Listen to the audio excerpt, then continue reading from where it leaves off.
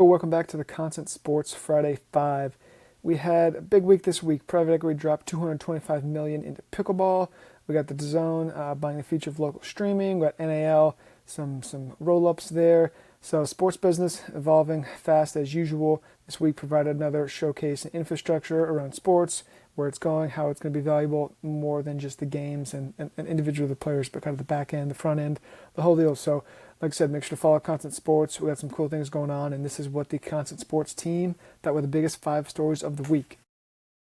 Apollo, like I said, invested $225 million into Pickleball, and that is really where the infrastructure starts as their capital entering. We're seeing this big market. So we have the consolidation play. We have franchise, kind of this architecture model trying to build out. We got this media software all under, and then obviously the PE all under one roof. And so this is going with the PPA Tour, Major League Pickleball, retail, media, software, like I said, all kind of going into one as they're trying to build out this infrastructure, capital markets, kind of entering one. And so we'll see as the largest alternative asset managers in the world with this 9-figure investment into a sport that barely existed 5 years ago is huge. And so really it goes to show that pickleball is no longer a trend. It's being structured really like a professional sports scalable ecosystem. So private equity doesn't invest in hobbies, it invests in big business. And so we'll see where this goes from here.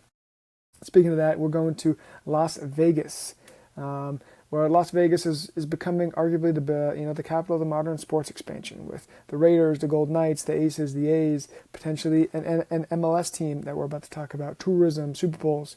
And so a Las Vegas group wants an MLS team. So a Las Vegas group submitted a bid to buy and relocate the Whitecaps. And honestly, really, like I said, no city has accumulated more sports assets than Vegas.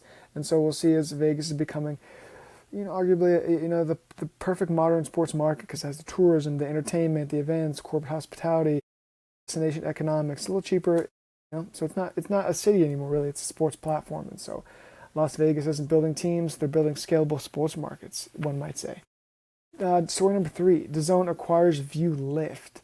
So this acquiring of ViewLift is for around $100 million. Is one of the biggest plays as infrastructure that we saw this year. As far as DAZN isn't just buying this content, they're buying this technology stack behind it with local streaming, and especially as a regional sports network continue to collapse. Everyone has the same question: who's going to become our streaming home? Who's going to become the streaming hub? And DAZN wants to be the answer. So we think the future winner in sports media isn't just going to own the content; they're going to own the distribution channels as well. Ogilvy invests in NIL agency. So they're investing in an agency. Article 41, a big signal in the NIL space. Obviously, no longer kind of this experiment, but we're seeing these mainstream marketing categories really that are evolving around a convergence of athletes, creators, influencers, media personalities, all kind of funneling into one big ecosystem of athletes, influencers, like I said, individual creators. And so NIL evolving from athlete compensation, really now it's just a global marketing infrastructure for these athlete schools and collectives and whatnot. 100% Sunglasses replaces Oakley in the MLB. So challenger sports brands are really trying to enter these premium categories now, and like I said, be 100% becoming MLB's new premium eyewear license. Shocked us at Constant Sports, to be honest. Really interesting move there, because this is a challenger brand category, built in motocross and cycling now entering the MLB, and with MLB big in MLB and NFL as well. So I think maybe that's why they Oakley, I guess, left this one out. But so Oakley shifting budget towards NFL, like I said, gives bigger brands or challenger brands an access to MLB and these other major sports properties. And so we'll see if the next generation of these challenger sports brands are going to start with mainstream, or start lower and then go into mainstream. We'll see.